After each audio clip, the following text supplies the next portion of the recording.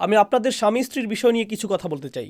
স্বামী স্ত্রীর আয়াতে আল্লাহ 3টি উপাদানের কথা উল্লেখ করেছেন, যে উদ্দেশ্যে তিনি স্বামী স্ত্রী তৈরি করেছেন।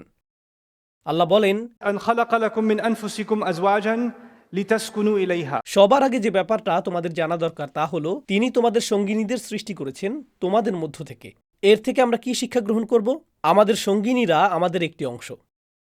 হ্যাঁ, আপনার স্ত্রী আপনার অংশ। সে স্বতন্ত্র একজন মানুষ, কিন্তু কিছু অর্থে সে আসলে আপনার সম্প্রসারিত একটি অংশ।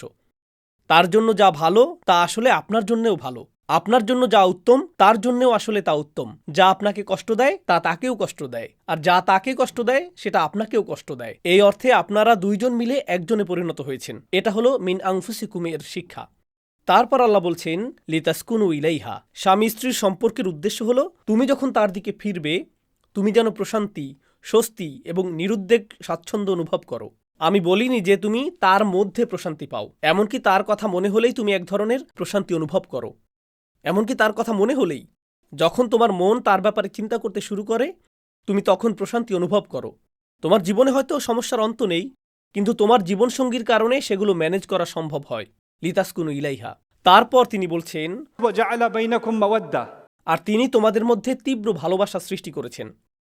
আপনি আপনার জীবনসঙ্গীর জন্য যে ভালোবাসা অনুভব করেন তা আপনার নিজের কাছ থেকে আসেনি, সেই ভালোবাসা এসেছে আল্লাহর কাছ থেকে। আল্লাহ হলেন সকল ভালোবাসার মালিক। তিনিই স্বামী স্ত্রীর মাঝে এটা দিয়েছেন। খেয়াল করে দেখুন, তিনি কি ভালোবাসার কথা আগে বলেছেন নাকি শান্তির কথা আগে বলেছেন? তিনি শান্তির কথা আগে বলেছেন। ঠিক জানেন এর মানে কি? আপনি যদি ভালোবাসা বজায় রাখতে চান তাহলে কি ঠিক রাখতে হবে আগে? শান্তি, পারিবারিক শান্তি। এই শান্তি যদি হুমকির সম্মুখীন হয়, আপনাকে সবার আগে এই হুমকি দূর করতে হবে। সারাক্ষণ ঝগড়া করে বলতে পারবেন না, বাই দ্য ওয়ে আমি তোমাকে এখনো ভালোবাসি। এই ভালোবাসা দিন দিন দুর্বল হতে থাকবে এবং এক সময় তা হারিয়ে যাবে। এরপর শুধু মৌখিক ভালোবাসা বিরাজমান থাকবে। একমাত্র ভালোবাসা তখনই টেকসই হবে যখন এর ভিত্তিপ্রস্তর নির্মিত হবে শান্তির উপর, তথা স্বামী স্ত্রীর এই সম্পর্কে অশান্তি না থাকা, শান্তি এবং নিরাপত্তা থাকা। এই সমস্ত ব্যাপারগুলো আগে নিশ্চিত করতে হবে, তবেই ভালোবাসা জীবিত থাকবে। এটাই হলো ভিত্তি। ওয়াজআলা বাইনাকুম মাওয়াদ্দা।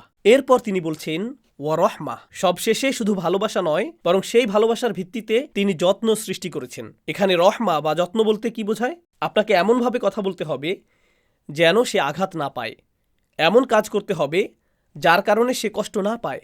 স্বামীকে তার স্বাভাবিক অবস্থার বাইরে গিয়ে নিশ্চিত করতে হবে যেন তার স্ত্রী ভালো থাকে। স্ত্রীকে তার স্বাভাবিক অবস্থার বাইরে গিয়ে নিশ্চিত করতে হবে স্বামীর যেন কোনো অসুবিধা না হয়। স্বামী স্ত্রী একে অন্যকে নিবিড়ভাবে জানার কারণে তাদের ভালো করেই জানা থাকে কোন কথাটি বা কাজটি তার সঙ্গীকে সবচেয়ে বেশি বিরক্ত করে তুলবে। ঝগড়ার সময় যে ব্যাপারটা তাকে বেশি আঘাত করবে, আপনি ঠিক সেটাই বলে থাকেন। অথবা কোনো একভাবে জেনেছেন আপনার অমুক অমুক ভুলটি আপনার সঙ্গীকে সবচেয়ে বেশি কষ্ট দিয়েছিল, কিন্তু আপনি সেটা পরিবর্তনের কোনো তোয়াক্কা করেন না। তাকে এটা মেনে নিতে হবে, আমি এমনই। এমন মনোভাব সম্পর্কের মাঝে রহমার অভাব প্রমাণ করে। ভালোবাসা এখনো আছে, কিন্তু রহমা নেই। বুঝতে পারছেন?